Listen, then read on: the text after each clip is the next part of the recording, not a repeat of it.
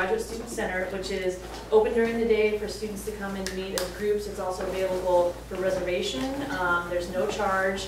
We just ask that you return it to the state that you found it. And if you're interested in that, you can visit the graduate school website and submit a request form. The other thing is, the graduate school main office will close at 5. So that means your access to the restrooms will be done at 5. So I don't know if you'll give a warning or something like that, but just sort of keep that in mind. And I know some of you found it, but if you go up this ramp and to the left, the women's restroom's right there on the left, you sort of follow the jog down the hall past the water cooler, and the men's restroom is on the right. We have a sign-in sheet for you to sign in today if you want to just pass this around. It helps us sort of get a sense of folks are here, and then that way if the presenters want to follow up with all of you, we'll have your email address. And I think that's about it. So I'm going to turn it over to you guys. Thank you very much. All right, thank you. And first of all, I want to say thank you guys for turning out today. I know it is a bright, sunny day, and listening and learning about using social media tools in your job search may not have been the highest thing on your priority list once you saw the sun. So we're glad that you're here. And we're going to be introducing ourselves in just a moment, but we thought we'd put up this cartoon. There's, of course, a lot of buzz around social media and the job search right now, which you may or may not be following. But so yes, in a way, we will be talking about kind of guidelines for use, but we're also going to be spending a lot of time on being consistent in your platforms. And it's to the right. Just go to the where it says more right here. Oh, it's okay. It's okay. We're all there. Okay. So there we go. How many of you use Prezi? All right. Maybe you use it better than we do. Feel free to throw out information. So again, we're going to be talking a lot about your online presence. So first, I'm going to do introductions. We're going to go in order that we're listed here. So Annie, if you want to take it away. So my name is Annie, and I'm an intern with the Career Center in Portland. I do all their social media and communications. So if you guys see anything, if you're on any of the LinkedIn groups, or you follow us on Facebook or Twitter, that's me on the other end of the computer. And I've been there for a year, and I'll be there for another 6 months. So if you guys have any questions about social media in general, that's my forte while I'm up there. Thank you. And I'm Christy Lodge, and I am an assistant director in the Career Center, and I'm also a U of O alumna. I did my PhD here at U of O in the English department, and I wrapped up and defended in 2010. I'm glad that that is in my rearview mirror. One of my big things here is I'm very interested in technology and the job search, and I'll be talking a lot today about LinkedIn, and that's what I tend to specialize in educating people in the Career Center about, among many other things. But so that's my part. Francesca McCormack, I'm the Director of Programs for the local affiliate Big Brothers Big Sisters of Lane County, and I graduated from U of O in 2008, and I'm pleased to be back on campus. And Francesca is going to add an employer's perspective, in addition to talking about Facebook, about how employers are using these tools and how they perceive people online. So we're really glad that Francesca's been here. And I want to also say thank you to both of you, because this has been a really fun collaboration, and enjoy kind of connecting and putting this together. So the first thing we do want to do is get some data from you guys. So we have some polls for you. This is where, if you have an electronic device, it's going to help you. We'd like to know what of these 3 platforms you're using regularly. So, does anybody have, if you have your laptop, if you have your phone, we're going to ask you, if you have your phone, to text the appropriate code to 37607, and they will not spam you or sell your number. Just, they're very cool. Everywhere is very upfront about that. So if you use LinkedIn regularly, you're going to want to text this code to 37607 or submit this code to this address.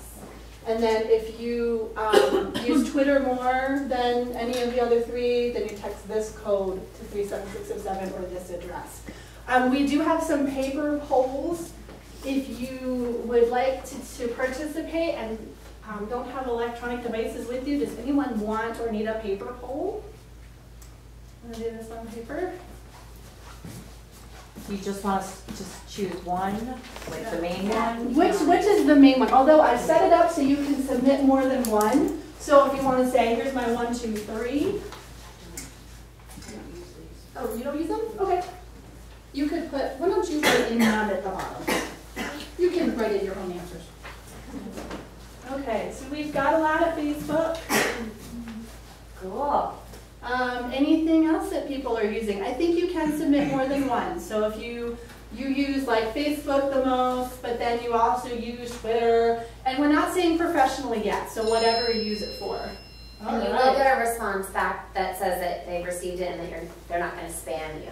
Yeah, But they spam you once to tell you that. So, So, yeah. if your ringers are on, you can turn this off.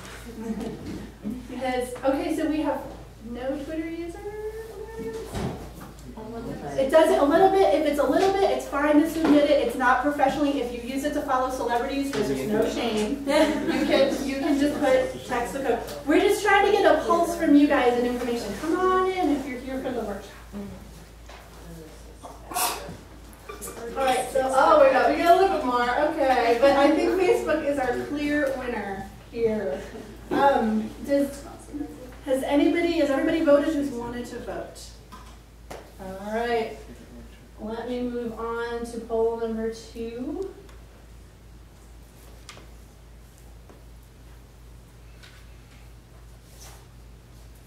I think you can see that. Okay, and again, if you want to, you can submit more than once. So what do you feel like you primarily use these things to do?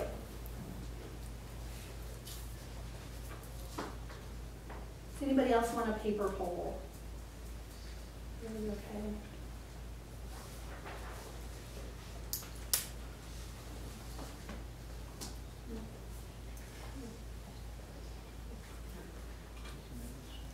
All right. We have any? Is that everyone who's voted has voted?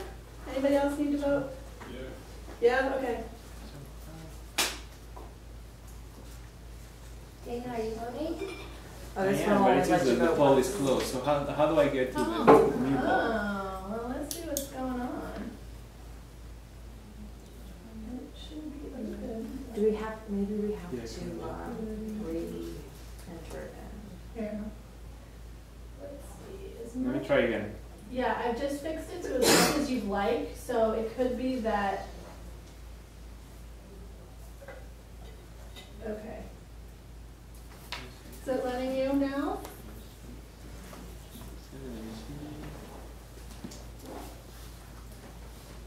I think so. Okay. Did you just say stay in touch with friends and family or anything else? Oh, that's confidential, I'm sorry. Oh. Very true. Very true. All right. Yes, I did. So, no, 13%. But majority of people, it looks like, no one is keeping up with current events. Okay, that's all right. We didn't put, notice we didn't put follow celebrities, so there's no change. Cool. All right, let's try the next one. Oh, we're down to 67%. You're changing your minds. So there's this one and one more poll for now.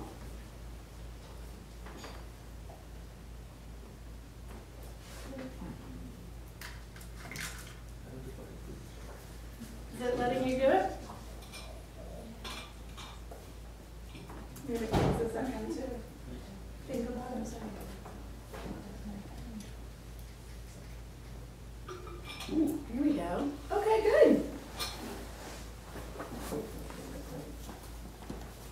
Nice. Oh, maybe not.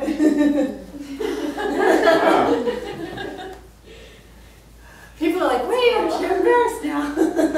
Here's, that is cool. I like the Zoom results. That's interesting that we are tied for frequently and occasionally. Interesting. Has everyone voted who's wanted to vote? Had a chance to vote? Well, we'll go to our last poll. So it sounds like for some of you, you are already branding good.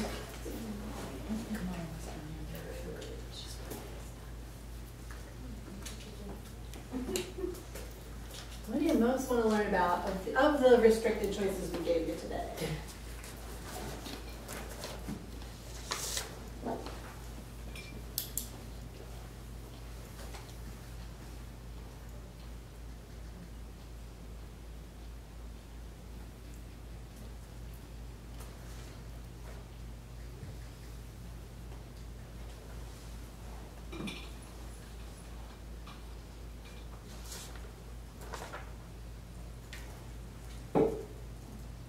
Maybe not.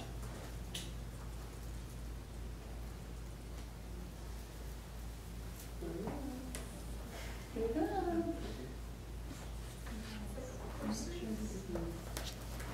Can I say? Baseball diamond. Yeah. Everybody managed to vote everything you wanted to say? Okay. This is really helpful to us so that we get a sense of where people are in the audience and where your interests are. It sounds like some of you are certainly, oh, there we go, all right, getting the research. It sounds like some people are very into connecting professionally, which is great to see. So we'll talk a lot about that. And especially when we're thinking about LinkedIn, because how many people have a LinkedIn profile and connect with people and now you don't know what to do with it? Yeah, that's a lot of people. All right, so maybe the rest of you who know a lot can chime in, but we'll definitely talk about that. So I think, Amy, I'm going to let you take over for this part. This is the part that you created. So. Great. So what I've learned with being an intern with the Career Center is that each platform has a different purpose. And so the kind of content that you share on one might not be the same that you share on the other. So just kind of like a broad way to explain these is LinkedIn is really what you would share with your professional network. So people that you work with at your job, people that you meet at school, people that you meet while you're networking, people not necessarily that you want to let into your whole life, but you want to present the best image of yourself in a professional and business-like way. And then Twitter's kind of out there. It's really, you can share anything on there, whether it's an article, whether it's the sandwich that you just ate. Twitter's really open and you can invite anybody into that network. It's not, you're not as selective with the people that you follow and the people that you connect with on Twitter as you would be on LinkedIn. And then Facebook kind of leans more towards the social and personal aspect, so your friends and family, and more of the fun side of you versus the professional side. And so then we'll each be digging into each one of these and explaining them more on how you can represent your brand through each one. And so Christy is actually going to be the first one with LinkedIn. This is one for you? Oh, this one? Okay. Does it zoom in for me? Yeah. Okay. All right. So I don't know how much you know about LinkedIn, but it's been compared to the professional version of Facebook, which is somewhat misleading. If you've used it, yes, you can create your profile. Yes, you invite people to join. But the big thing with LinkedIn that people think is, oh, it's networking. So I invite people to join with me, and then it's like kind of friends, and we might share status updates or something like that. But the thing that's really cool about LinkedIn, and there is over 120 million people on it, just kind of amazing when you think about it, is that it is so good at data and showing you your web of connections. So the biggest thing I encourage people to think about when they're on LinkedIn is not just saying, I need to invite people to join, but I need to start doing some research, and when I look at organizations, or when I look at fields, I'm looking to see who else is out there who may be connected to me. So the LinkedIn kind of rewards you the more that you connect, or the more that you join groups, and different organizations have pages on LinkedIn. The more that you do that, the more likely your circle is going to expand, and the more you're going to see connections. And that can be so helpful because you want to be able to potentially reach out to people so that, especially for the non-academic job market, you want to, when you apply somewhere, you want to be more than just a stack in a resume pile. You want to be a face, right? And so what we've done for the purposes of this workshop is to create a profile, which shows you kind of how easy it is to lie online. But we've created a profile just so we could show you potentially what a profile might look like, what you can do with it. So we created a profile called June Job Seeker. And our lovely little, thank you to Annie for finding the lovely face. But if you don't know LinkedIn, this is the first thing that you see on LinkedIn. And Annie's going to talk about this, I'm sure, but notice that with LinkedIn, you can put in a status update the same as you might with Facebook, and you notice the little Twitter icon lets you connect it to Twitter. So you can, excuse the bad metaphor, but kill two birds with one stone when you put your update there. Now, with updates, how many people have looked at this and said, I don't know what to update? Okay, so if you've thought that, this is a great place to potentially put anything that's professionally interesting to you. Like I have been putting in my status update. I'm preparing for this workshop. I'm meeting with Francesca and Annie. Here's this article that you should read about social media, blah, blah. And so I've kind of been putting that out there because when I put an update in, anyone who's connected with me and is paying attention to this stream sees this information. So anybody in their connections, and I have, I think, 190 odd connections, can see what I'm saying. This actually can be important. I put an article, a link to an article about networking up, and about a week later, I got an email through LinkedIn from a former student saying, hey, I read this article, and now I have some questions, so can you, what do you think about this and this and this? So I kind of put it out there not expecting really anything, but somebody nibbled on it. So you never know amongst your followers who might read something and connect with it and go forward. So this is a great place to put status updates. Like I'm working on my resume. Does anybody out there maybe want to take a look at it or give me some advice? Or I've been doing some research in this field. Maybe somebody might say, hey, I think you should look at this, or I know somebody doing that. So this is right away, it's a way to kind of push out information and ask for help from followers. Other things to be aware of, I mean, sometimes this can feel this front page like a lot of noise because LinkedIn does things like, here's top headlines for you. And how many of you, when you look at this, you say, this is a bunch of noise and I find it a little overwhelming and I don't know what to do with it. Yeah, you see, it can feel like that. So I would pay attention to what you need to pay attention to. I pay attention to top headlines because I'm interested in higher education issues and I'm always looking for things that I can push out to people for information. You may not be interested in doing that. So you may not want to pay much attention to the top headlines for you, although LinkedIn is pretty good at finding what you want and trying to give it to you. But here's things to pay attention to. June is new to LinkedIn. She just got on LinkedIn this weekend, sadly. So she has 3 connections, but that link her to, look at how many professionals, 200,000 people. And then there's been 298 people on the network since yesterday.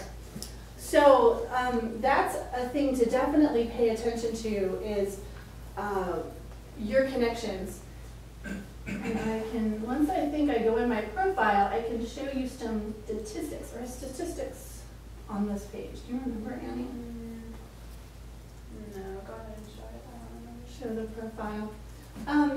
Obviously with photos on LinkedIn, we just put this out there because we're showing you guys, but you probably don't want some kind of cartoon or some kind of avatar. You want some kind of headshot of you that shows you in a nice professional light because you want people to if you're putting your profile fairly publicly and you want people to see you, you want them to see you professionally. One thing I encourage people to do is to not crop a photo like from a big group scene where it's like, I might have like a phantom elbow by Francesca's head. So do think about those things. Try and just get someone to take a headshot of you in a neutral background or something so that you look professional and that you look awake and all those good things. Rhonda can critique this because this is her program, but we made this profile up so that you could kind of see the idea of what it might look like. One thing to pay attention to on LinkedIn, does anybody pay attention to this, how complete your profile is? This one's 90% complete. 90% and above is really good because that means that you're going to appear in searches. Now you may not necessarily want to appear in searches, but on LinkedIn, if you're out there and you're searching for jobs and you're putting resumes or CVs out there, employers might come back and look at you. And you might want them to be able to find you and see things about you. So it's good to have your profile at 90% or above, and LinkedIn is very good at nagging you to make it complete. So you don't have to do too much. It always gives you little directions like, why do this, add connections and complete your profile. But the more complete it is, the more someone can find, the better someone can find you and the better they get a sense of who you are. Some people just import their resume right onto LinkedIn, and you can certainly do that. I would say though, you might want to think about that and think about, do you want to have, can you take your LinkedIn profile and emphasize some things that you may not have on your resume, that you haven't have time to put on your resume. So I would think about how you do things. I know this is a lot of information, so please, we're going to have time to ask questions. But another thing to pay attention to in LinkedIn is the name of your public profile. You can customize this, and you should. So LinkedIn will give you some generic, like, I think this one was like, in/June job seeker 94.5 or something, which, are you going to remember that? Is anyone who's looking at your resume, if you have your LinkedIn public profile address on your resume, are they going to remember that? Probably not. So you want to make it easy. You can, and you edit your profile, go ahead and change it. So if you go here and you click edit, somewhere, where is my edit Spanish? Oh, nice. Oh, over here. You can customize it. So you can make it something like, I just put like June job seeker, or my real LinkedIn is Christy_Lodge, because that's my Twitter name, that's my About Me name. So I try to make sure that whatever this is, try to make it easy and memorable for someone, because you could put this LinkedIn signature in your email signature, this public profile, on your resume, you know, documents you're sending out. So make it easy for someone to be able to find you when you put your signature out there. Other things I want to mention about profile, there's all different things that you can do. I would suggest you put a summary in and what you're interested in. That's a place people read. So why not take a chance? I'm looking for jobs in this area, or I'm interested in this or that. And definitely this is a new part of LinkedIn, but add some skills. LinkedIn will put this at the bottom. You can move this to like the top or the middle of your page so that if you want to go down the bottom. So I would notice that. Yeah, go for it. I have a question about LinkedIn versus resumes, because obviously with a resume you're going to tailor it to whatever job you're applying for. So what is your recommendation on how to manage your LinkedIn profile if you're going to be applying to jobs that to different kinds of jobs? That's an excellent question. You could, one way you could do this, and this is what I've done with my job, and I'm not applying for jobs, just to reassure my directors here, but I have mine, because I kind of do 3 different things in my job. So I have mine organized and clumped into the 3 different areas within the actual job description. So like here, where I didn't put in very much at all, this part, like this job title part, is long on mine, and I have it So I have project coordination, I have 3 or 4 things, and I have career counseling and 3 or 4 things. And so I'm trying to capture the breadth of what I do and not just kind of try to limit it to a few bullets. So if you're trying to apply to different fields and you want to show you have competencies in different areas, that might be one way, is to kind of organize things by their major area or skill cluster. Instead of organizing it by, I did this job and I did this job and I did this job. Well, you still are probably going to organize it by I did this job, I did this job, I did this job, but within I did this job, you're going to want to put things like project management, blah, blah, blah, blah, blah, within, like, say, GTF position, so that someone sees all of that. But that's an excellent question. Does anybody else have questions around that? Please. Well, I guess that when I graduate with my degree, I'll be making a pretty significant career change. Okay. So the LinkedIn site that I have now is from my previous career. Mm-hmm. And in some ways I would like to sort of still have a record of that. I committed a fair amount of my life to it. Right. But I'm curious, you know, if I start to make myself look like a jack of all trades, master of none, by linking kind of a whole bunch of random skills onto one page. Right. Well, you might want to, with your skills section, focus more on the current skills or the skills that you want to transfer, and less on the things that you've done. You know, LinkedIn might be good where you still list kind of in a little bit of detail kind of the previous stuff, but then in your skills area, focus more on the transferable stuff where you want to take it. Please. Is this also something where you might use your like headline or whatever to, you know, say like? Absolutely. Because here what I just put was MPA student, but you could put seeking in industry X or looking to use skills blah, blah, blah, blah, blah. So you can customize that headline. Daniel, go please. I'm just wondering, I've been looking at a couple of people that are in my connection, and there have been a lot of them that put like their name and then also like entrepreneurial administrator or all these like really fancy terms or buzzwords. Yeah. So how is it really a good idea or not so good? What do you think about those? I have an opinion, and I'll ask the other professionals here in the room their opinions actually, and you guys can say too because you are all experts. I feel like it can get very noisy in this. I mean, and it's in big font too, so I think you want to be judicious about what language that you put there. I mean, you want to encourage people to read further, but if you're putting a lot of things like administrator, entrepreneur, I mean, I think 1 or 2 of that is okay, but when you have a list, and I saw sometime once, and someone wrote in their little specialties box, they had really inflated language like super entrepreneur, and they put I'm a natural joiner, which I think they meant like they're good at relationship management and stuff. To me, it sounded like they were talking about plumbing. Like I'm a natural at, you know, putting T joints together and things like that. And so I think you can go over the top. But what do you guys?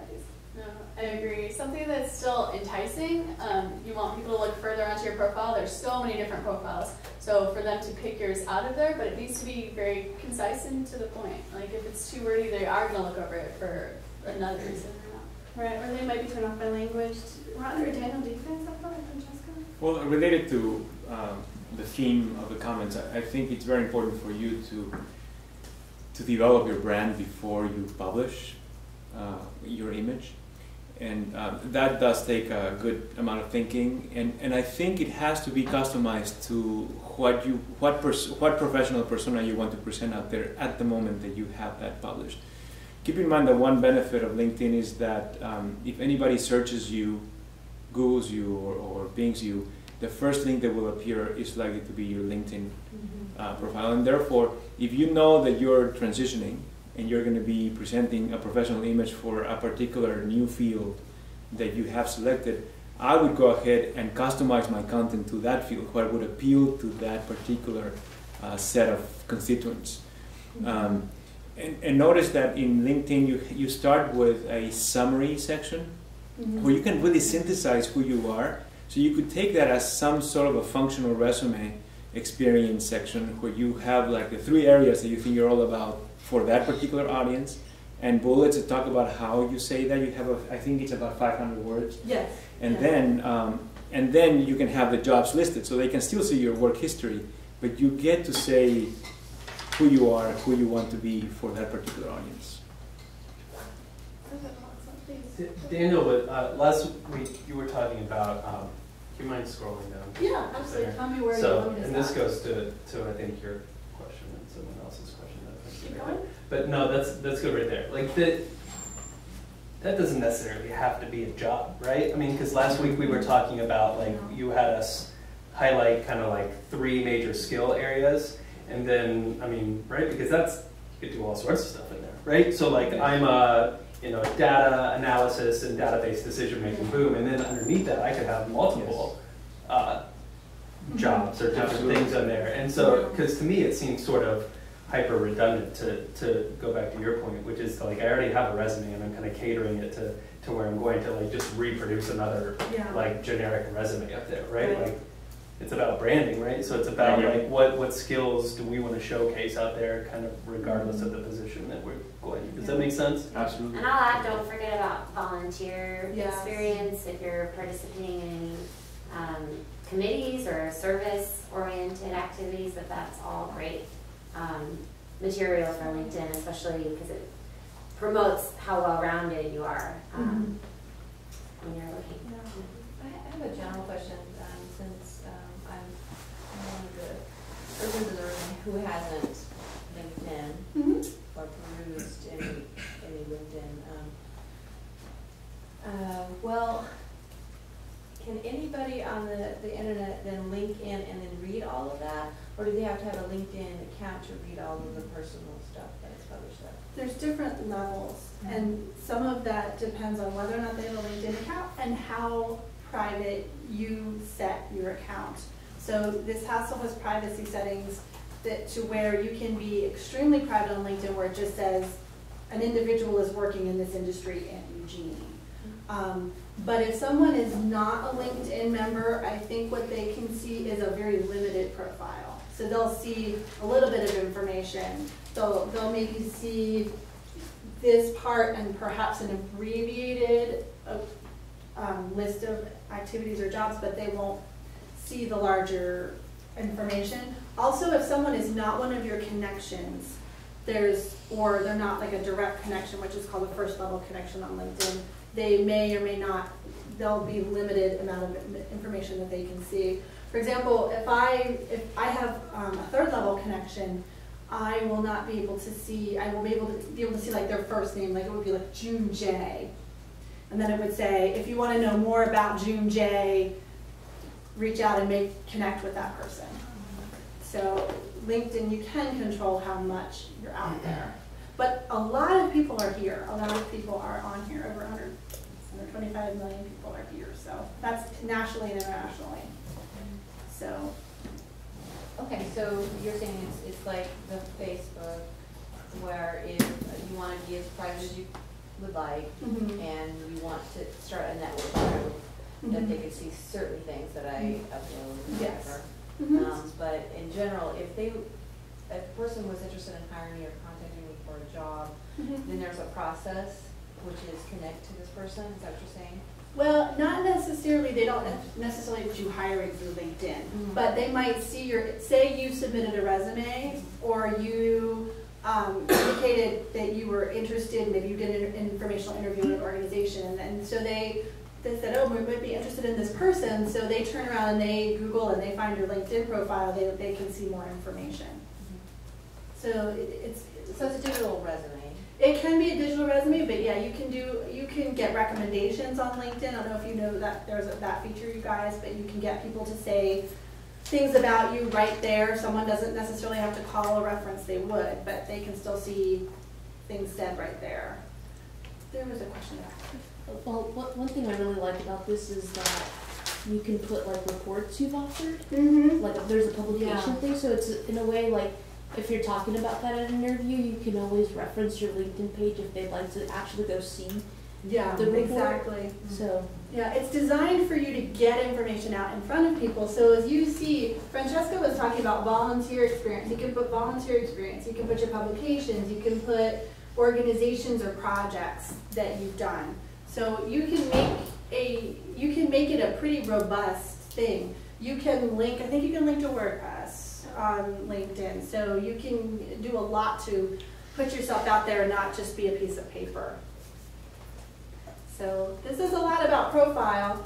I do want to talk a little bit, and maybe we can come back to this at questions, about the resources and use, other ways you can use it. So there are 3 connections here, which gives me, I'm just going to write Annie's, her great profile. So I'm connected with Annie, and you see that, or June is connected with Annie, not me, although I think you and I are connected in real life.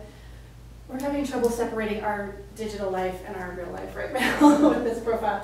So you see that this says first. That means that June and Annie are first level connections. They are direct connections of each other. But the cool thing, and I don't know if you let me see them, Annie, are your connections. I don't know if you have that enabled or not. I'm not sure either. I think you can. I think I can too. Oh yeah. On the right side. Yeah. So I want to view your connections, yes. So Annie has 157 connections, and she's let me see her connections. So you notice that it's saying second, because that means that we're 1 level removed. These people are connections of Annie, so they're second level to me.